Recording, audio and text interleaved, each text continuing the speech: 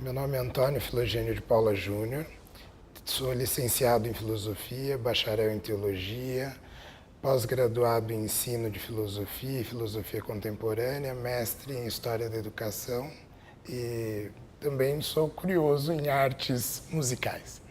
Hoje eu sou programador cultural na Biblioteca Pública Municipal. Olha, Piracicaba, eu acredito que dentro da realidade de muitas cidades, muitos municípios que a gente tem no estado de São Paulo, me parece um cenário privilegiado até. Piracicaba, ela consegue preservar. O povo piracicabano, ele gosta da cultura da sua terra. E isso é bacana, isso é importantíssimo, porque em outras cidades, até cidades vizinhas, nós já não percebemos mais isso. Há uma forte tendência de uma cultura cosmopolita, mais urbana, e um desligamento dessa cultura mais tradicional, popular tradicional, ou cultura caipira. Piracicaba existe, da maioria da população, um carinho por essa cultura, um cuidado. Talvez seja por aspectos ligados à própria geografia da cidade, né? Ela, por sair um pouquinho daquela rota, né, direta de São Paulo, a gente tem que entrar um pouquinho pela rodovia Luiz de Queiroz, ela conseguiu, acho que, sair do roteiro apenas da urbanidade. Ela tem a urbanidade, mas tem essa cultura caipira ainda muito bem guardada. Então, o jeito de falar, a culinária, a própria história do rio Piracicaba, né? O rio tem uma ligação muito forte com o modo de ser do piracicabano. Quando o rio está cheio, as pessoas estão felizes. Quando ele está seco, parece que a cidade inteira fica triste. Então isso é muito bacana, é um jeito próprio, é uma preservação do lugar. E preservar o lugar é preservar essa cultura caipira tão presente nesse interior paulista, nesse oeste paulista, que é a região que a gente habita. Essa é uma conversa bastante interessante. Antônio Cândido é um grande pesquisador da USP. Há muito tempo, num livro Parceiros do Rio Bonito, onde ele discutia a questão da cultura caipira, da identidade caipira, ele definia o caipira como sendo indígena, a mistura, né, do indígena, esse imigrante que chega, né, o próprio português primeiro, depois os imigrantes. Isso vai dando um entorno aí de uma cultura caipira. Mas ele não levantava com tanta especificidade a questão do negro. Então a gente tem que colocar a presença do negro. Então o negro é um contribuidor da formação da cultura caipira. Não é só uma cultura negra que se forma, que pode ser estudada apenas por esse viés, mas é uma cultura que tem uma identidade caipira com elementos da cultura negra. Isso a gente vai encontrar nos sambalenhos, por exemplo. O próprio cururu, ele vai ter o elemento negro muito forte também na formação do cururu. E, aliás, é um dos pontos chaves para se estudar isso. Você vai ver em determinado período da história aqui em Piracicaba, onde tinham os grupos que rivalizavam no cururu, formados de negros e formados de brancos. E juntos formavam esse cururu. Então, na congada, a própria congada de Piracicaba é uma congada completamente diferente. Aliás, as congadas do oeste paulista de Tietê têm essa característica também. Ela é uma congada cheia de elementos de corda, né, de instrumentos de corda e poucos tambores. Sendo que a congada é a coroação de um rei Congo, é uma tradição que tem ali as suas origens no continente africano, a partir de um ritmo que é recriado no Brasil, que é o candombe, e é muito forte em Minas. Mas essas congadas de São Paulo, elas têm uma forte influência europeia, né? Uma forte influência dos instrumentos de origem mediterrânea ali, vindo de Portugal e Espanha. Então isso é muito curioso, e tudo isso forma essa congada que nós temos hoje, uma congada caipira, piracicabana, com elementos negros, indígenas e europeus. Então essa identidade caipira, ela está sempre sendo recriada. Na verdade, se a gente pensar então pelos primórdios da nossa história, seja da colonização, seja da imigração, seja da escravização, a gente já tem 3 elementos nativos formadores dessa primeira cultura do interior paulista. Mas depois, com toda a presença de outros imigrantes que aqui vão chegando, então a gente vai, por exemplo, destacar aqui em Piracicaba a comunidade dos tiroleses, por exemplo, né, que além de preservação de uma cultura típica, que praticamente identifica os tiroleses em várias partes do mundo, existe também a presença e a participação em algumas culturas que já são típicas daqui da cidade, da região, e que eles acabam contribuindo, até no modo de falar. Então, o falar tirolês, né, que acaba influenciando no falar caipiracicabano. Então, eu vejo essa identidade caipira como algo que vai se recriando. Aliás, essa, né, na verdade, é uma característica da própria cultura, a sua dinâmica, né? A cultura não é algo que fique parado, que fique inerte, ela se movimenta, ela transita, por isso ela é muito viva. Ela dialoga com o tempo presente, ela dialoga com o local onde ela está, né? Então, ela faz sentido às pessoas que lidam com ela, porque nós somos criados pela cultura e também criamos essa cultura. Então, é um processo assim, de muito dinamismo e de muita intensidade, que é difícil você querer determinar, não, agora é isso ou é aquilo. Ela acaba sendo um pouco de tudo isso. No entanto, quando a gente fala em uma cultura caipira, ela deve guardar alguns traços de uma identidade talvez essencial, né, que marque um jeito de olhar, um modo de ser que preserva um pouco melhor o meio, que olha para o meio com cuidado maior, tem a característica da coletividade, né, da participação de mais pessoas, não é uma cultura individual. Então, o ser caipira, ele traz esse modo de ser, dado ao diálogo, dado a uma boa conversa, uma boa prosa, um tempo diferenciado, não somente o tempo cronológico, eu tenho que fazer isso, tenho que fazer aquilo, é o tempo de uma boa prosa. Então, o caipira, ele é assim, ele tem esse jeitão. Então, a gente vai ter hoje caipiras urbanos, que a gente poderia chamar assim, os caipiras que estão na cidade aqui, que estão lidando com essa alta tecnologia, com os meios de comunicação, andando de carro, não está andando de carro de boi, nem montado a cavalo, mas que preservam essas características. Isso, veja bem, essas características que eu estou dizendo, elas são ainda muito discutidas por vários intelectuais. Tem intelectuais que vão dizer, não, caipira é aquele sujeito que está mesmo no mato, que tem essas características, que anda assim. Mas até quando a gente vai ter esse mato sendo o próprio interior, né, já totalmente urbano, em grande parte? Tem, sim, as regiões ainda de campesinas, né? Mas cada vez mais esse caipira está inserido nesse mundo cosmopolita, mas preservando um modo de ver as coisas. E é essa essência que acredito que defina melhor o que é esse ser caipira. Nós temos a Congada, como eu já falei, que acompanha aí a própria festa do Divino, né? Já uma festa centenária.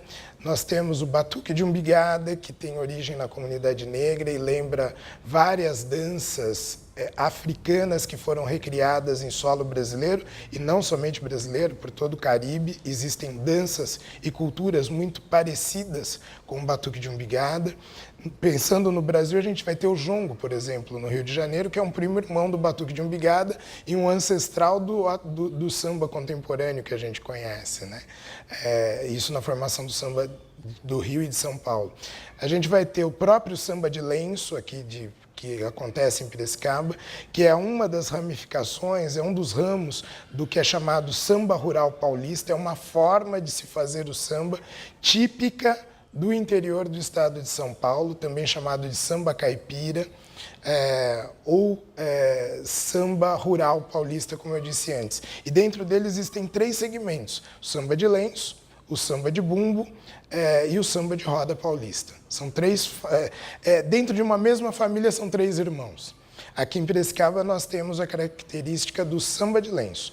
Em Campinas temos o samba de bumbo, né, que é chamado samba de bumbo, que faz parte também dessa trajetória, desse universo do samba rural paulista. Nós vamos ter o cururu, que é fantástico, porque com o nome de cururu também nós vamos ter uma modalidade diferenciada de cultura, muito interessante no Mato Grosso, mas o cururu paulista, ou esse cururu do Médio Tietê, é esse cururu que nasceu nos pousos do divino, né, se cantava em frente ao altar. Normalmente ele tem uma conotação religiosa muito grande, muito forte, mas que com o passar do tempo ele foi ficando cada vez mais profano, né? Mais o cururu jocoso, famoso cururu de desafio, que é esse que as pessoas se interessavam mais, né? Porque tinha aquele desafio entre um cantador e outro cantador, e ficavam naqueles desafetos, e quem era o melhor cururueiro nesse sentido? Aquele que conseguia responder melhor às brincadeiras do adversário, né? Então isso é o mais comum hoje, mas na verdade o cururu ele tem uma forte presença religiosa. O cururu mais antigo ele tinha essa característica religiosa bastante presente, muito ligado aos pousos do divino, e normalmente os cururueiros eram grandes leitores da Bíblia, até porque eles versavam muito, né, improvisavam muito a partir de trechos da Bíblia. Então era muito comum as carreiras do sagrado, carreiras que remetiam ao universo bíblico realmente. Nós vamos ter a catira. Aqui em Piracicaba a gente ainda tem uma família que ainda traz essa cultura no universo familiar mesmo, que é a família Kantovitz. Então, eles têm isso na memória, na história da família. E, aliás, agora é importante destacar isso, toda a cultura popular tradicional, cultura caipira ou cultura tradicional, elas são culturas de grande marca com a oralidade, no universo da tradição oral. Elas são transmitidas principalmente de uma geração anterior, né, dos mais velhos para os mais novos. Isso é preservado enquanto essência e adequado no tempo contemporâneo. Então, a família Kantovitz é uma das preservadoras desse universo que é o catira, que acontece em várias outras cidades do estado de São Paulo. Aqui em Piracicaba, a gente tem hoje, vem passando hoje, por um processo de preservação da catira, talvez seja, acho que do universo das culturas alocadas aqui em nosso município, a que mais inspira cuidados, mais inspira atenção, para que seja preservada, que seja dada uma continuidade, com as características de uma catira de Piracicaba. Porque seria interessante, a gente poderia falar, mas catira ocorre em vários outros municípios, mas será que ao trazer essa catira, ela não vai trazer influências que não são lá necessariamente as mesmas daqui? Provavelmente não, são influências locais de outra região. Então a gente tem na região de Araçatuba, Bauru, é muito forte catira. E aqui em Piracicaba a gente tenta preservar essa nossa catira com as características de Piracicaba, né? Talvez é um sotaque no modo de tocar a viola, alguma coisa que aparece na letra. Então, esse sotaque próprio do lugar é o que é uma marca de identidade também no vasto universo das culturas caipiras. Então, catira tem vários lugares, mas que catira é essa? Qual característica que ela preserva? Ela tem traços comuns, mas ela tem algo que é dela, que é próprio dela. Isso é muito bacana. A gente vai ter a moda de viola aqui em Piracicaba, ou a viola caipira. Piracicaba foi muito forte tanto por tocadores de viola, excelentes tocadores, mas também por ter pessoas que confeccionavam o instrumento. Então, algumas coisas foram possíveis ser retomadas, né? Como, por exemplo, a tradição dos bons tocadores. Hoje a gente tem uma geração de jovens violeiros que tocam muitíssimo bem, são virtuosos no instrumento. Uma geração aí que não está com 30 anos de idade e que estão tocando muito bem. A gente tem as orquestras de viola do município, nós temos a orquestra de viola caipira, nós temos as Piracicabanas, uma orquestra só de mulheres, que é regida pela Marcela Campos, que é uma das fundadoras da Orquestra de Viola, junto com o Ney. Então, enfim, eu acho que esse cenário da cultura caipira, pensando aí a partir dessas tradições, basicamente essas que eu falei, ele, de certo modo, ele está bem cuidado em Piracicaba. Obviamente que tudo isso precisa sempre de mais cuidado, de mais olhares. Nós tínhamos aqui a Congada de São Benedito, que é um desafio também ser retomado. Há pessoas que mencionam a Folia de Reis, né? Eu não cheguei a ver, não cheguei a conhecer, mas há pessoas mais antigas, por exemplo, a dona Carmela Pereira, que menciona muito a Folia de Reis. O próprio mestre Zequinha, da Capoeira Angola, ele fala da Folia de Reis, que ele chegou a ver alguma coisa nesse sentido. Tem uma outra manifestação muito interessante, que até é um objeto hoje de minha pesquisa, assim, que pretendo me debruçar com um pouco mais de tempo, que é chamado de tiririca, né? Que pouca gente ouviu falar. Que acha esse negócio de tiririca, né? A tiririca, na verdade, é uma forma de luta, dança, parecida com a capoeira, mas que era típica do estado de São Paulo. E que com o avanço da capoeira, e é essa que é a característica que eu disse que é interessante, quando a gente pensa, por exemplo, lá na catira, né? A influência de uma catira de uma outra região, né? Sobre a catira de Piracicaba. é a mesma coisa que aconteceu em relação à Tiririca. Era uma forma de arte, luta, que acontecia entre os negros de origem banto, no oeste paulista, no Médio Tietê, a nossa região. E que com o avanço da capoeira nesse formato baiano, né, então com a migração dos baianos para o estado de São Paulo e vinda para o interior, praticamente a tiririca desaparece. Então os tiririqueiros antigos eles vão sendo seduzidos ao universo da capoeira, né? Mas existia essa forma de arte-luta e Piracicaba era um lugar onde era muito conhecido os bons tiririqueiros, que inclusive foram alguns para São Paulo. Aqui, acho que se a gente pensar aí, acho que até os anos 50, 60, era possível se encontrar essas pessoas aqui. Hoje, praticamente, a gente só escuta por memória de alguns, e mesmo assim já ficando bastante difícil.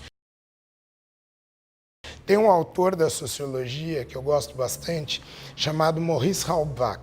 Maurice Halbwach, ele morreu num campo de concentração em 1945, era um sociólogo de origem francesa, alemã, e ele dizia, ele tem um estudo muito interessante sobre a memória, e ele fala que a memória é, por excelência, coletiva. Não que não exista um dado da memória que não seja individual, mas ela é, por excelência, coletiva. E o que ele queria dizer com isso? Que as coisas são lembradas, às vezes não tanto por nossa vontade única, exclusivamente individual.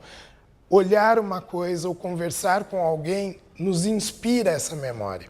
E ele sempre dizia que enquanto existe a memória, a possibilidade de encontrar alguém ou ver algo que remeta, que provoque essa memória, ainda o historiador pode descansar. Então, nós estamos em qual fase? Quando eu olho para a Tiririca, com um certo cuidado olhando para a Catira, nós ainda temos essa memória.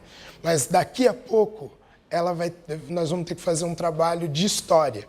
Para Halbwach, a história começa quando não tenho mais a memória para ser tocada, para ser falada, a memória viva, que tem muito a ver com o universo da oralidade. Então aí eu preciso, como ele diz, fazer uma pesquisa, tanto ele quanto Michel dissertou, uma pesquisa sobre o morto.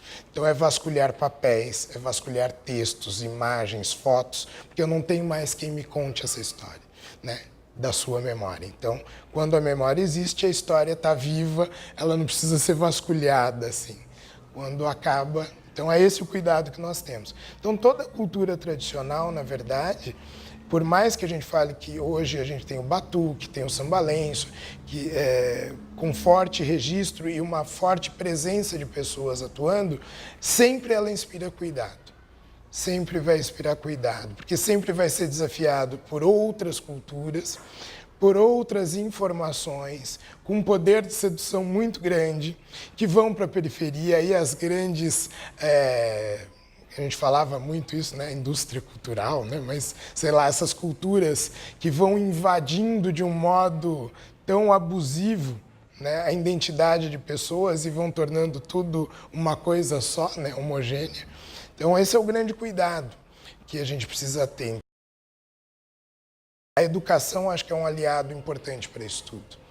A educação, assim como esses registros, né? Então, a comunicação, os meios de comunicação, os meios de registro, de como registrar, passar, e o educador, como transmitir isso para o jovem, para a criança, tanto na escola, que muitos chamam de educação formal, como essa educação que ocorre na própria tradição, essa transmissão geracional. É manter isso vivo, né? Isso faz parte de mim, isso faz parte da nossa identidade, isso faz parte do ser caipira e de morar em Piracicaba. Não que eu não vá viver outras coisas, eu vivo outras coisas, mas eu tenho o meu quintal para contar também, né? Eu posso pegar a goiaba lá no pé e contar, olha, ela tem um sabor próprio.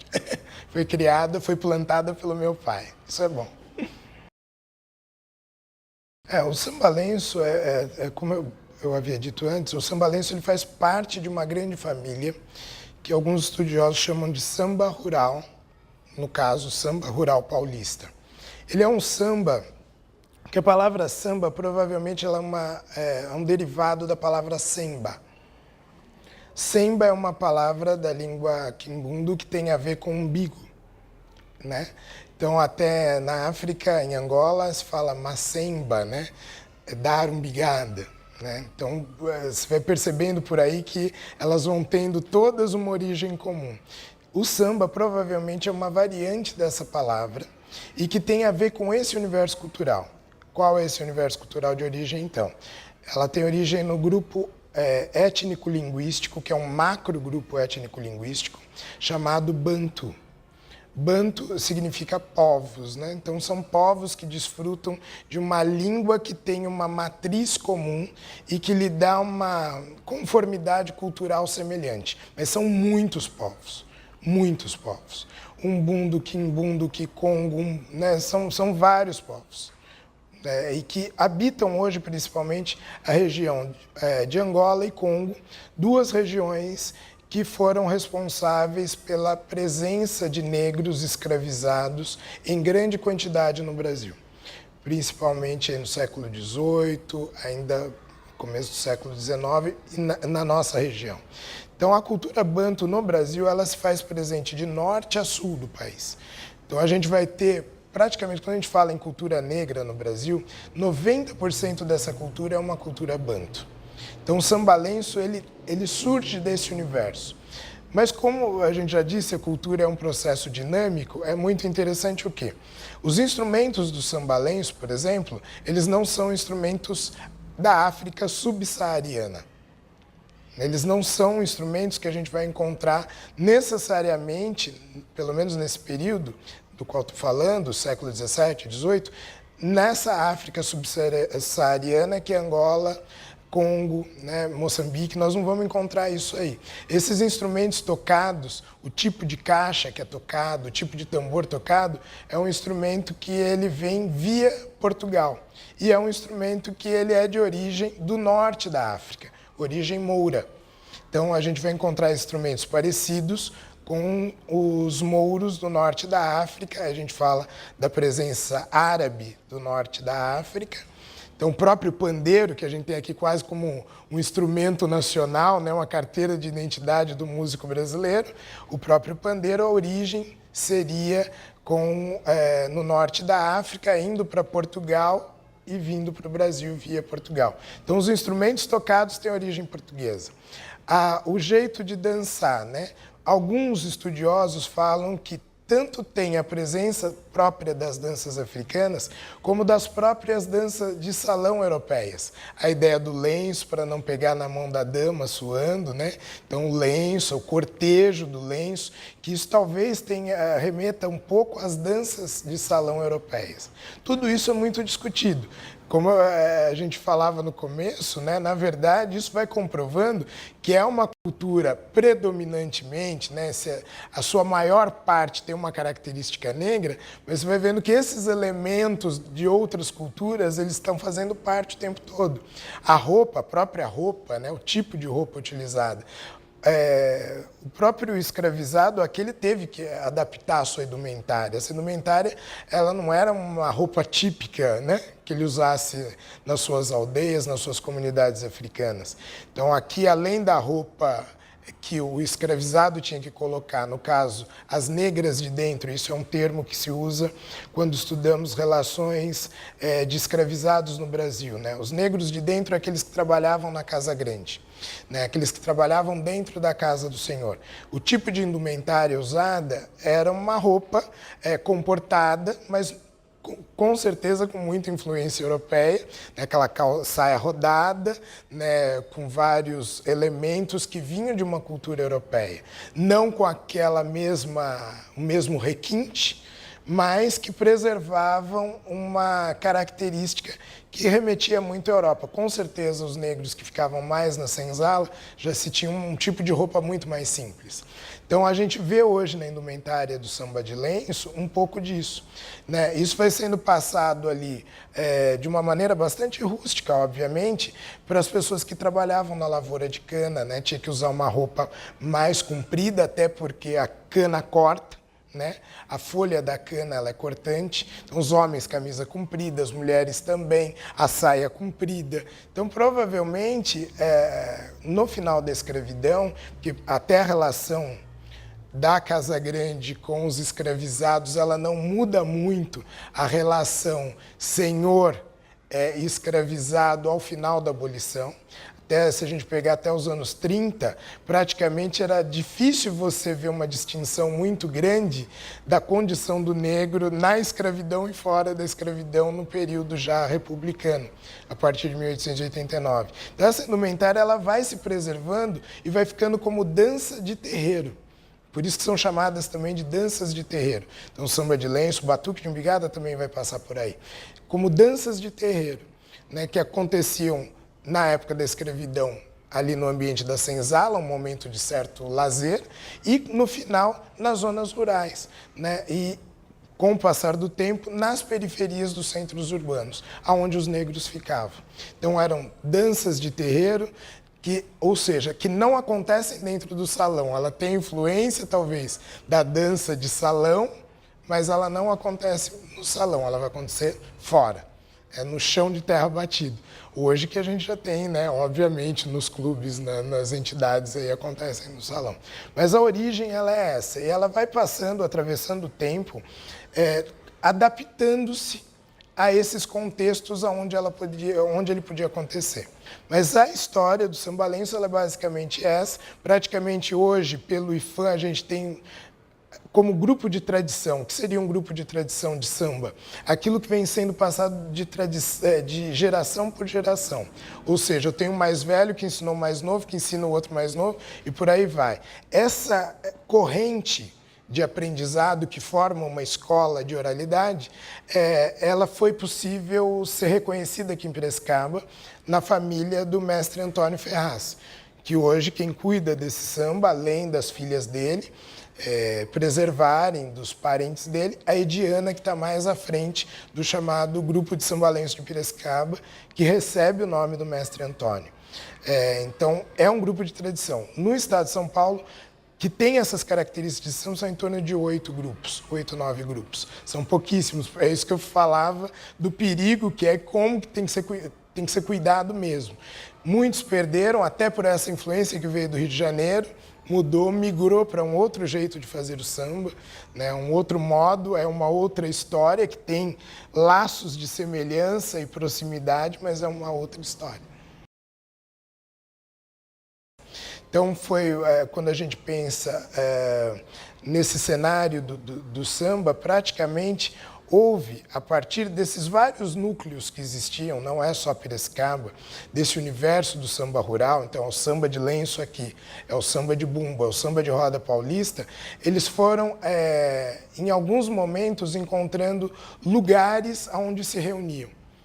E esses grupos é que vão dar origem às primeiras formações do que viria a ser aquilo que um dia seria, então, a escola de samba do estado de São Paulo. Então, até aqui em Piracicaba era muito comum, a gente tinha aqui na formação do samba que saía para a rua, uma batida, eu vou tentar reproduzir aqui, que é a batida típica que faz parte do samba rural, que é uma batida bem simples, né? Tum-scutum, tum-scutum, tum-scutum. Era isso. Então é chamado também de samba mancado, né? Que o carioca falava que era um samba feio, porque não é um samba redondo, né? Ele não tinha isso, é tum-scutum, tum-scutum, tum-scutum. Então a dança ela era toda com essa marcação. Aí com alguns elementos que com o passar do tempo foram sendo colocados a mais, encorpando mais esse ritmo, mas isso foi até os anos 50. Então, praticamente, desses núcleos dos sambas rurais paulistas, que é o samba de bumbo, o samba de lenço, foi surgindo aquilo que seria lá a primeira sementinha das primeiras escolas de samba do estado de São Paulo, que, aliás, a primeira escola de samba do estado de São Paulo, criada na capital, é fundada por uma piracicabana chamada Madri Eunice, que era do samba de lenço e era do batuque de umbigada, do bairro aqui, nascida aqui no bairro Pau Queimado. Então, isso é bastante interessante. Até a década de 60, mais ou menos, esse samba paulista tinha essa identidade dos sambas rurais do estado de São Paulo. A partir dos anos 60, ele começa a receber a influência do samba do Rio de Janeiro. Aí ele vai mudando. Aí ele vai criando um outro formato. O Batuque de Umbigada ele vai ter características muito parecidas com o samba de lenço, mas ele vai, na verdade, preservar algo mais perto de África, né? O Batuque de Umbigada ele é muito próximo de várias culturas, de vários modos de se dançar que ainda existem no continente africano e que em pesquisas de vários africanistas contemporâneos e fotos, imagens e viagens de África, Brasil, é possível reconhecer, poxa, muito próximo. Então, já não tem essa característica, por exemplo, de ser instrumentos que passam pela influência da Europa mediterrânea, né, e que chegam novamente aqui ao afro-brasileiro, né? É praticamente que uma linha direta. O jeito de se fazer o tambor do Batuque de Umbigada, ou tambu, ou caiumba, que são nomes todos da mesma dança, é Batuque de Umbigada, tambu, que é o nome do instrumento que também dá nome à dança, ou caiumba, como muitos dos antigos se referiam. Caiumba também é um termo de origem banto, né? É muito parecido, então, com o que tem no continente africano, em várias culturas da matriz banto, em várias. Prova disso é que essas culturas originais saídas da África, recriadas não só no Brasil, não só no Oeste Paulista, que deu o Batuque de Umbigada, mas recriadas em outros contextos onde essas pessoas foram escravizadas, deram origem, por exemplo, a danças irmãs ou primas do Batuque, né? O próprio jongo, o tambor de crioula do Maranhão, é um primo irmão, o coco de Umbigada, que acontece no norte do Brasil, mas você vai ter o belé na Martinica, várias e várias danças que são muito parecidas, Então, nessa característica dos tambores, né, da confecção dos tambores, o formato dos tambores, é algo que tem muito diretamente vinculado à África. A roupa passa pelo mesmo processo que ocorre no samba de lenço.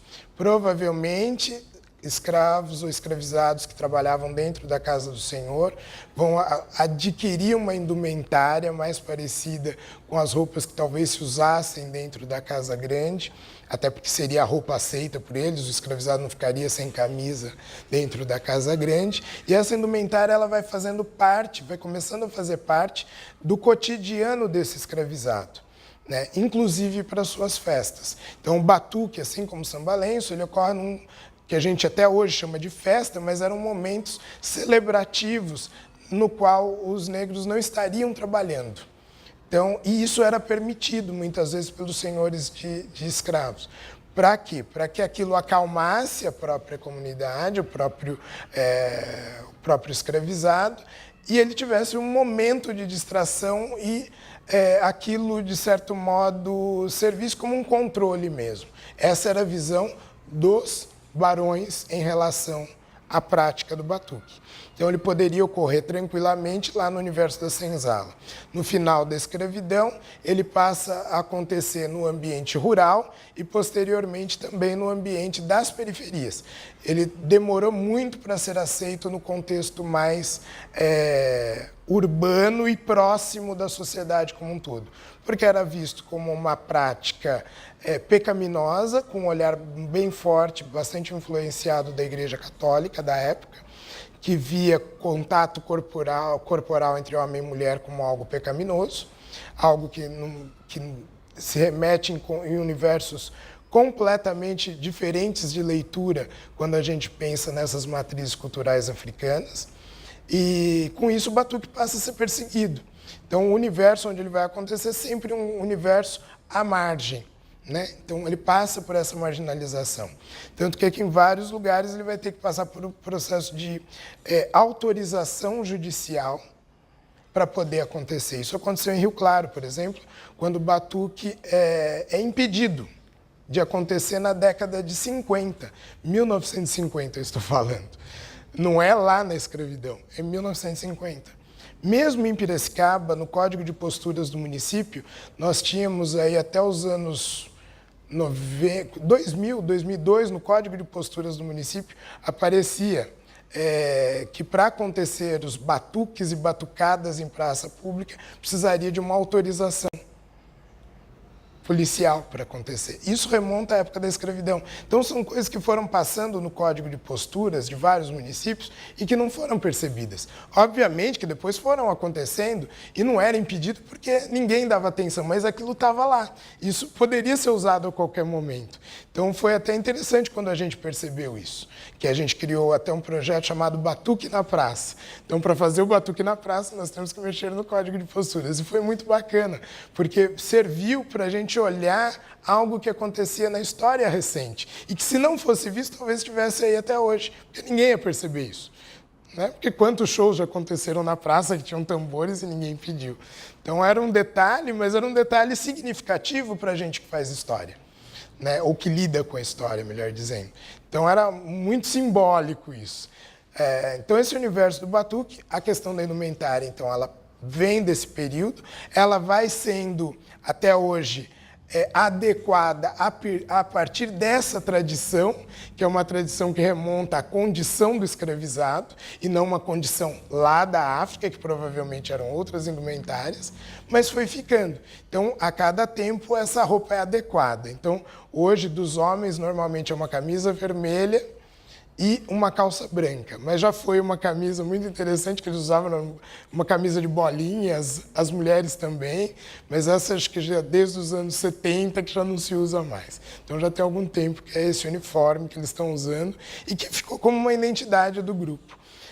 Outra coisa que é importante do Batuque de Umbigada, o Batuque de Umbigada aconteceu em várias cidades da região, muitas.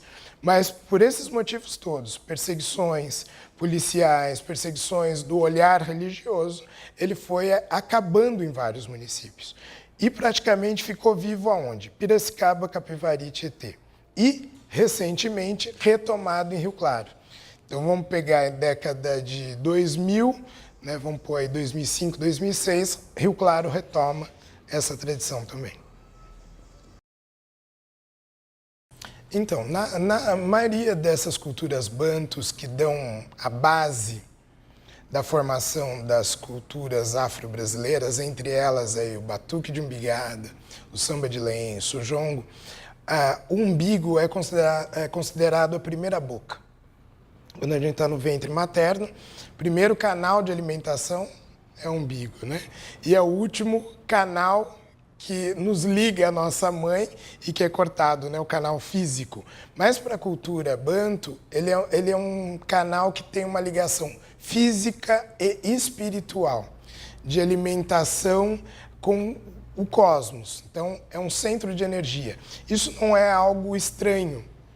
Em outras culturas, isso também é falado. Entre os indianos, algumas culturas da Ásia, os japoneses, por exemplo, também têm esse tipo de referência. E é muito marcante isso no universo da cultura banto. Quando homem e mulher tocam os umbigos, qual é o princípio gerador da vida? Homem, mulher. São duas energias que se complementam e geram vida. Então, toda a vida, toda a existência, ela é dinamizada por esse princípio. Então, homem e mulher se complementam. Então, não é necessariamente aquele olhar apenas sexual, que é o olhar que muitas vezes o europeu deu, como conotação à dança pelo contato corporal, mas é uma ideia muito mais ampla de organização do universo. O universo só se organiza, só se recria, e o caos só se torna o cosmos quando essas energias se complementam. Então não há uma competição, né? uma rivalidade nesse campo energético, há uma complementação. Então, ela tem muito desse elemento simbólico. E tudo isso dentro de uma ideia integradora. Então, por isso que a gente não pode dizer, mas o princípio da sexualidade faz parte. A gente não pode dizer que não, faz. Mas de que forma eu olho esse princípio de sexualidade? Então não é algo pornográfico, até porque a ideia de pornográfico vem de porneia no grego, que significa uso e abuso do outro, né? Usar o outro ao meu prazer. Não é isso, até porque essa ideia não cabe. Então seria, se a gente fosse pensar em termos gregos, uma ideia muito mais de poiesis ou de poética, de complementação.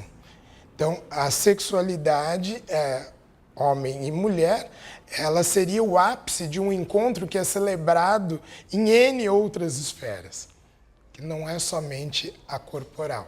E é isso que é trabalhado dentro desse universo. Se o umbigo é a primeira boca, o primeiro canal que a gente tem no ventre materno, eu só posso existir no ventre materno a partir de onde? Então, o princípio de existência só pode se dar a partir desse encontro. Isso sem entrar nas discussões contemporâneas hoje de orientação sexual. Não é isso que se fala. São princípios que geram vida, né? Que geram a vida mesmo, a plenitude da vida, física e espiritual, emocional. Então, o equilíbrio psíquico da comunidade passa por essa organização, onde a presença do homem, a presença da mulher, a presença do campo masculino e do campo feminino são integradas em condição de igualdade e plenitude de ação, né? Elas não são forças maiores para cá ou menores para lá.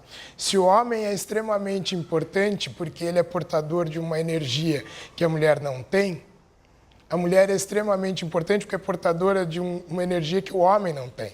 Se o homem é portador da fecundação, a mulher é portadora da gestação. Um não existe sem o outro. Isso é a cosmovisão africana de origem banto e que chega ao Brasil e que está no Batuque de Umbigada. Então não dá para desassociar. Se o Batuque de Umbigada não pode ser diretamente vinculado por obrigatoriedade a uma religião, por exemplo, tem muita gente, mas é candomblé, é da Igreja Católica, não dá para vincular, mas existe um campo de espiritualidade ligado ao universo da visão, da cosmovisão africana banto, que é presente aí o tempo todo. Então, essa ideia do diálogo com a ancestralidade, aquele que me ensina, o velho que tem que ser respeitado, a criança que é valorizada, e tudo isso recriado em tempo presente, onde a energia, olha a importância desse contato do umbigo. É no tempo presente que as coisas acontecem e se recriam.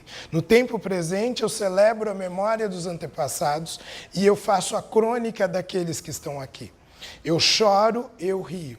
E isso celebra a vida, isso dá sentido de vida. Isso me coloca como ser inteiro no mundo. Essa é a ideia. Então, ela é muito mais ampla do que normalmente se pensa. Então, normalmente as pessoas ficam no caráter estético da dança. Só que esse estético guarda uma série de valores éticos, simbólicos, estruturais, de representação, que são típicos daquela cultura, né? E que precisa ser conhecido. E quando a gente conhece, a gente valoriza. E quando a gente percebe isso, aliás, deveríamos respeitar mesmo sem conhecer. Mas se é tão importante se conhecer, é importante que se conheça essa cultura na totalidade. No que elas são interessantes para os dias de hoje? Caráter de coletividade que elas nos trazem. Relação homem-mulher. Equilíbrio, quer dizer, não há uma disputa de gênero, né? Há uma relação de equilíbrio. São forças necessárias. Coletiva, toda a cultura popular tradicional, entre elas o batuque, e isso é muito forte também no universo das culturas negras de um modo geral, são culturas coletivas. Eu não faço nada sozinho. O Júnior ou a Glória não tem importância nenhuma se o que a gente faz não tem utilidade para o outro. Não é só para mim mesmo.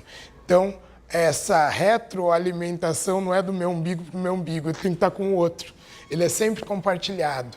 Então, isso acho que dá uma ideia que desconstrói muito dos elementos que a gente ainda tem, muito fortes, oriundos de um capitalismo extremamente violento que a gente vive, de uma ideia da técnica se sobrepondo ao homem, ao ser humano, e não a técnica a serviço do ser humano, em que a ideia de competitividade é extremamente marcante e o individualismo é cada vez mais exacerbado. Então, a ideia de sucesso, de poder, de controle como se isso fosse possível. Então, na concepção banto de cultura, que está lá presente no Batuque de Umbigada também, não existe essa ideia de poder individual. O poder é de todos, todos são empoderados. E se alguém está sem poder, eu também estou sem, porque mais dia ou menos dia algo vai ruir.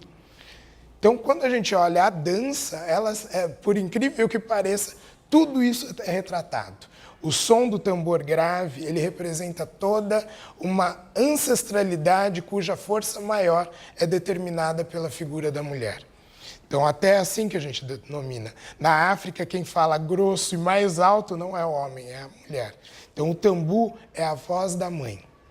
É a mãe que é a primeira educadora. Quando estamos no ventre de nossa mãe, somos alimentados fisicamente, mas por todos os sentimentos que ela nutre. A primeira voz que nós ouvimos, então aí a sacralidade da oralidade, a primeira voz que ouvimos, não necessariamente pelo ouvido, mas que sentimos, é a voz da mãe. Então a mãe é a primeira grande educadora. Então aí nesse sentido, a mulher é mais importante que o homem, porque é a grande educadora. É a primeira que ensina, é a que coloca homens e mulheres no mundo. Então, essa é uma marca. Então, o tambor grave, que é o solista no tambu, que é o tambu, é a mulher falando. O quinjeng é o pai que fala, é o homem que fala. E a matraca é a criança que repete. Então, a matraca ela tem um som repetitivo. Ela ouve bastante mamãe falar e o papai falar. Mas a mãe, ela improvisa, porque a mãe fala com o universo ancestral, ela fala com o universo contemporâneo, ela afronta o tempo, ela redistribui a lógica temporal. Né? A ideia cronológica de passado, presente e futuro é totalmente transcendida e desafiada metafisicamente pela mãe, pela mulher. O pai, ele fala num tempo real e é uma fala repetitiva. E a criança repete tudo isso. Então, normalmente, quando a gente vai aprender a tocar os instrumentos do batuque, a gente aprende primeiro a matraca, depois o quinjeng, por último vai para o tambor grave. Então, quem vai para o tambor grave normalmente é o batuqueiro mais velho, são os mestres. Há uma tendência de se perder esse tipo de conhecimento, porque isso é a marca essencial que não pode ser perdida. Então, às vezes, as pessoas se preocupam muito no universo estético e não dão conta dessa essencialidade. É isso que vai fazer com que amanhã o batuque de umbigada não possa o tambu ser escavado num tronco de madeira nobre, que já é o que acontece hoje. Nós não temos mais madeira nobre para escavar um tambu. Porque até isso, a escolha da madeira era toda simbólica. Ela remete a uma ancestralidade. Para a cultura banto, os primeiros, os primos, os nossos primos, os primeiros a estarem na terra são os vegetais, são as plantas. Por isso nós devemos todo o respeito à natureza. Então, era comum quando se nascia alguém, cordão umbilical de novo, se enterrar no pé de uma árvore. Aquela árvore, quando caía, daria um tambor. Por isso esse tambor ele faz toda essa ligação. É muito mais distante essa informação. E hoje, como a gente faz? A gente hoje tem que fazer o tambu com eucalipto, são madeiras tratadas. E vai chegar o tempo que nós não vamos nem fazer assim.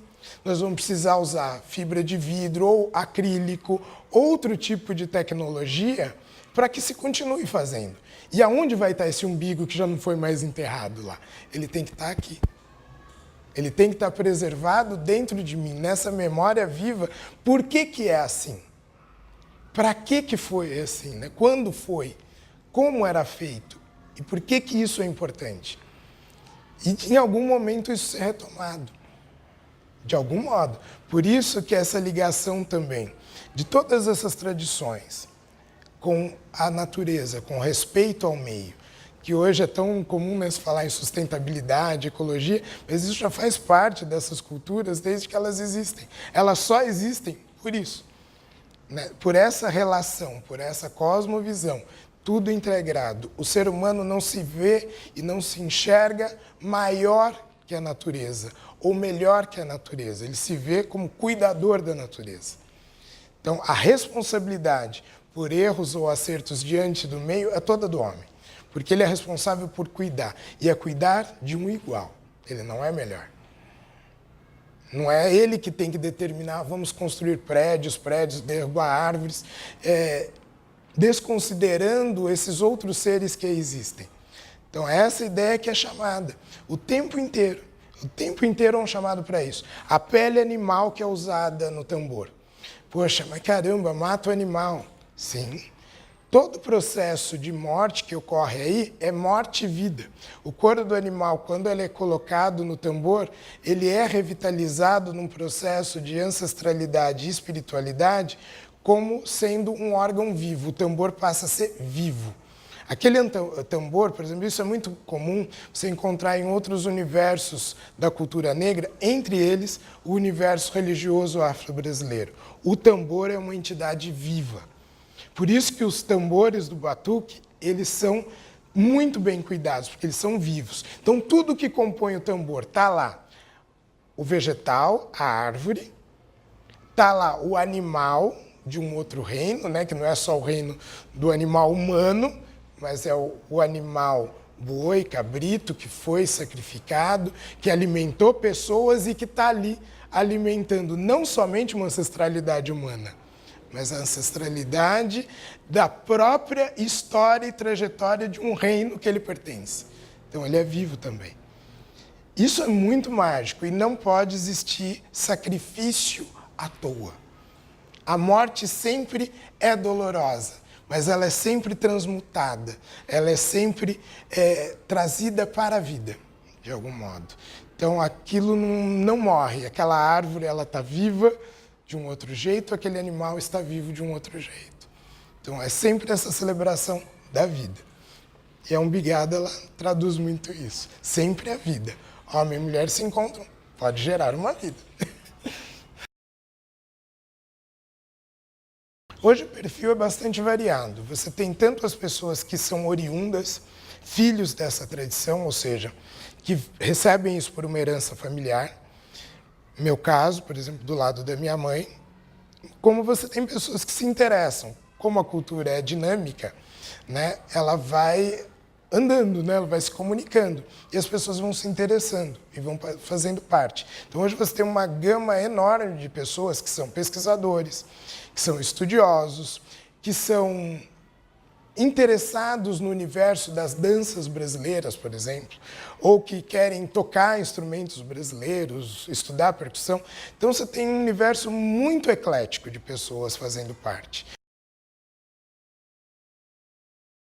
Quando a gente chama atenção para essa questão da essência, do que é importante estar sempre presente quando a gente procura falar sobre isso, de trazer do porquê e para quê dessas coisas, é para que todas as pessoas tenham acesso a essa informação. Não precisam seguir tudo isso, mas que elas conheçam isso. Eu acho muito interessante quando eu vejo, por exemplo, vamos pegar aqui um exemplo das artes marciais japonesas, o judô.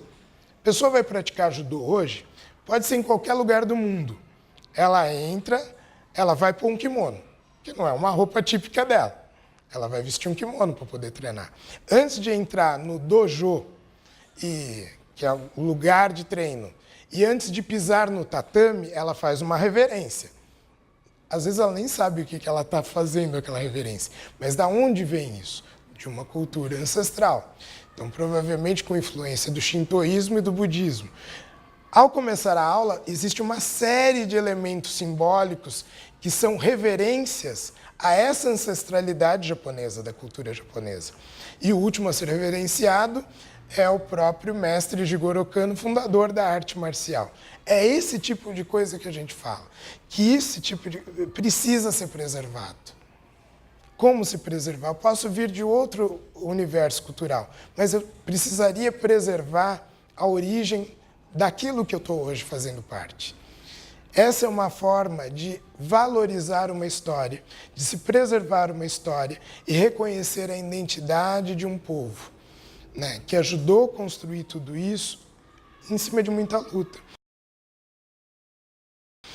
O batuque de umbigado, o samba de lenço, eles são chamados de cultura de resistência. São culturas que os negros tiveram que gerar a partir das suas matrizes africanas, aqui no Brasil, para poder dizer para si mesmos: eu sou um ser humano, eu não sou uma coisa. Porque o escravizado é coisificado.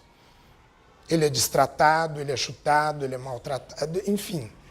O ser humano não. O ser humano sente, pensa. Ele não é sub-humano, ele não é uma sub-raça. Ele é um ser humano. E a cultura, esse tipo de cultura, foi necessária para dizer isso para o próprio negro. Você é isso. E é isso que te dá força. Isso te remete a um passado, a uma memória, a uma história ancestral que diz quem você é. Você não é isso só que estão dizendo. Que você veio para ser escravo, para apanhar no tronco, para morrer dessa forma. Não. Você é um sujeito, você é um ser humano. A cultura é isso. Mesmo hoje, passado tantos anos, né, o batuque a gente vai trazê-lo desde a época da escravidão, pelos registros de muitos pesquisadores. Então, são muitos momentos históricos que ele passou até chegar a esse atual, no qual a gente tem essa presença tão diversa de pessoas fazendo parte, mas essa história ela não pode ser perdida, porque senão a gente corre o risco de pegar uma cultura dessa e não só atualizá-la ao tempo presente, que isso é tradição. Atualizá-la no tempo presente de acordo com a necessidade, mas descaracterizá-la. Esse é o perigo. Eu começo a encenar uma coisa que já não diz desse universo todo que ela representa, ela já não está dizendo nem 0,1% disso tudo. E daí para você adulterar essa cultura é muito fácil. Eu vejo um exemplo muito forte do que aconteceu na Bahia com o samba de roda baiano. O samba de roda baiano nasce ali principalmente na região do recôncavo da Bahia. Até hoje, as mulheres dançam com um tipo de saia parecido com um batuque de umbigada. Existe esse caráter homem, mulher, uma certa picardia, uma sensualidade, mas não uma vulgaridade. De repente, quando isso é apropriado por uma indústria cultural, uma indústria de massa, vendendo um ritmo, nós tivemos um fenômeno na Bahia que foi uma gama de grupos midiáticos que transformaram o samba de roda, pegaram o ritmo, tiraram a roda, obviamente levaram para o palco, o ritmo, a construção do grupo é em linha, eu pego as mulheres e coloco shorts minúsculos e eu começo a ter a venda da imagem da mulher. Né? De uma forma... Isso durou muito tempo e dura ainda, né? E dura ainda. Isso é uma adulteração que a gente pode dizer da originalidade do samba de roda. Isso pode acontecer com qualquer uma dessas culturas que eu estou falando. Se a gente não cuidar delas, por isso que toda cultura tradicional, seja desse universo negro, seja de um universo caipira, no qual o negro também faz parte, ela precisa ser cuidada. Porque é muito fácil alguém vir e ter essa ideia, né, de se tornar mais vendável. Será que se tirarmos um pouco essas roupas... Então, por isso que é importante, quando você faz a pergunta da roupa, aonde ela surge, assim, assado. É importante a gente dizer isso, porque, poxa, vamos tirar... Para que precisa dançar assim? Dá para dançar de shorts. Para que você precisa ficar com camisa? Dá para ficar sem camisa. E por aí vai. Isso é muito fácil vender essa ideia, ainda mais quando eu estou trabalhando dentro de uma lógica de mundo que estimula de uma forma absurda a pornografia. E quando eu digo pornografia, não é só a sensualização homem e mulher. Pornografia é a forma como a gente não trata o outro, que é o não princípio da alteridade. É a negação de que o outro seja um ser humano que pensa, sente, e eu não me coloco no lugar dele. Eu apenas o utilizo ao meu bel prazer. Então, é um mercado que se cria aí. Então, eu só penso na venda de um produto. É mais um produto. Então, esse é o cuidado que a gente tem que ter com a cultura tradicional. Então, quando a gente pensa no registro dessas culturas, assim como na educação, na escola formal e a educação na tradição, É como forma de tentar, o máximo que a gente puder, garantir, preservar, divulgar, mas guardando esses princípios. Mudanças vão ocorrer de acordo com o tempo, lógico, por necessidades. Então, como eu disse, do tambor, não vai dar para escavar uma árvore madeira de lei porque não se encontra mais e hoje elas são preservadas porque o contexto é outro. Mas também eu não posso começar a fazer só o tambor de acrílico desconsiderando todo um processo histórico que me levou até ele. Então, esse tambor é o mesmo tambor significativo, simbólico, de que um dia foi feito lá de uma madeira nobre de lei. O mesmo vale para o nosso comportamento diante dessas culturas. Então, todas as pessoas que hoje fazem parte precisariam, de algum modo, preservar isso. Eu dou muito esse exemplo da cultura japonesa, porque eles conseguiram e vêm conseguindo fazer isso. Por mais que eu não me interesse tanto por essa cultura original, mas eu sou obrigado a reconhecer e, de algum modo, respeitar essa cultura. É isso que a gente está dizendo. Olha, como eu disse, sempre vão ser desafiadores os momentos que a gente vive, por conta dessa forte influência de outras informações que às vezes não são lidas de modo crítico, são apenas absorvidas e massificadas de um modo abusivo.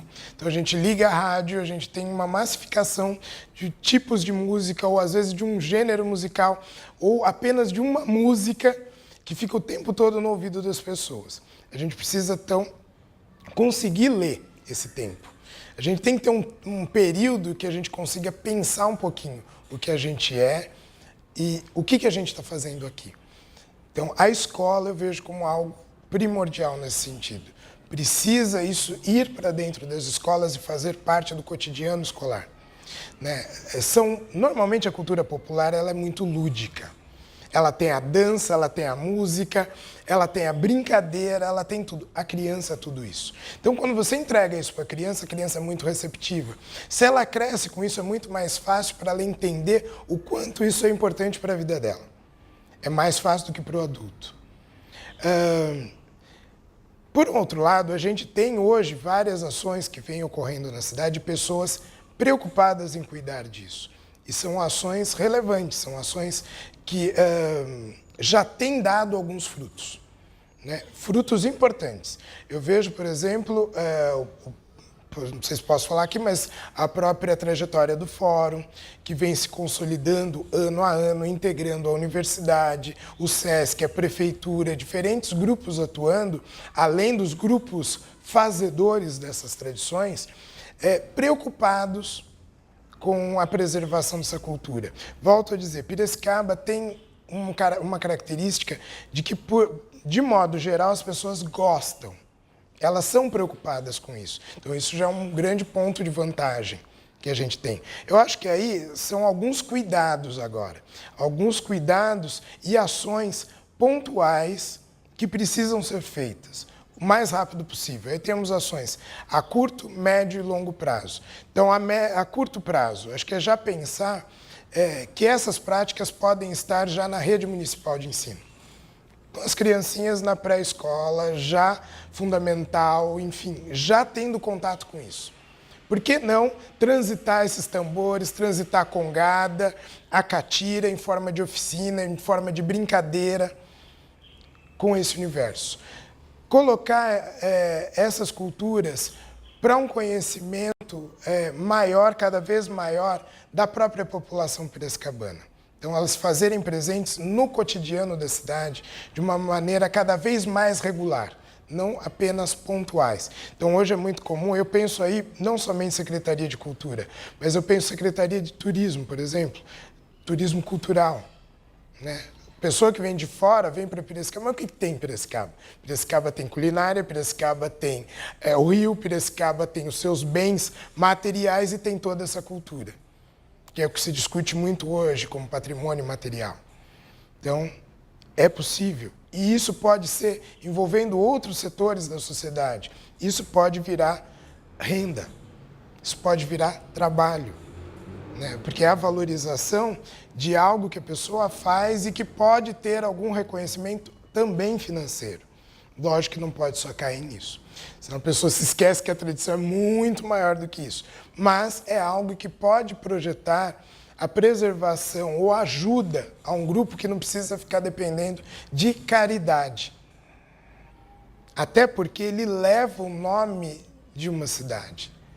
Ele divulga um local. Ele diz o que é esse local. E ele precisa ser valorizado por isso. E muitas vezes essa valorização depende desse aporte financeiro também. Eu vejo muitos dos fazedores têm muita dificuldade de vida. A situação é bastante delicada, vivem em situação frágil mesmo. Por isso, muitas vezes acabam deixando de lado. E aí, até esse processo de transmissão geracional se torna um pouco difícil. Mas para que eu vou fazer isso? Meu avô não teve nada, meu pai também não. Eu vou fazer outra coisa. Isso foi algo que nós pensamos dentro do Batuque, né? Para poder ter esse tipo de atenção e ser um atrativo também. Para que o jovem não deixasse isso para fazer uma outra coisa. Você faz outra coisa, mas faz isso também. Se é por questão financeira, não dá para viver disso, mas você vai poder ter uma ajuda que vai te permitir estar ali. E que você vai ser valorizado, olha que bacana, reconhecido na sua comunidade por algo que você preserva e que é da sua comunidade, da sua história. Então isso é o desafio. Acho que todos nós, seja no meio intelectual, nos setores públicos da sociedade, né, como órgãos públicos, ONGs, tem que estar pensando isso de alguma forma. O desafio, como eu disse, vai existir, continua existindo, mas eu acho que nós temos algo no mundo globalizado, nós temos um umbigo para dizer quem a gente é. Então, por que não dizer esse quintal, né? Nós vamos ficar falando de várias coisas e temos o direito de conhecer, o mundo não deveria ter fronteiras. Diga-se aí o que está acontecendo, esse fenômeno todo dos refugiados, uma outra grande onda da história que nós estamos vendo, assistindo novamente, já aconteceu em 1919, Primeira Guerra Mundial, Segunda Guerra Mundial, processo de imigração, isso já aconteceu, mas talvez não com essa incidência tão forte e com essa quantidade de pessoas tão grande. Mas, teoricamente, não temos fronteiras, poderíamos e devemos aprender tudo sobre todos, né? E sermos conhecidos assim. Mas dentro desse cenário a gente tem que ter a nossa história para contar. Qual é a sua história?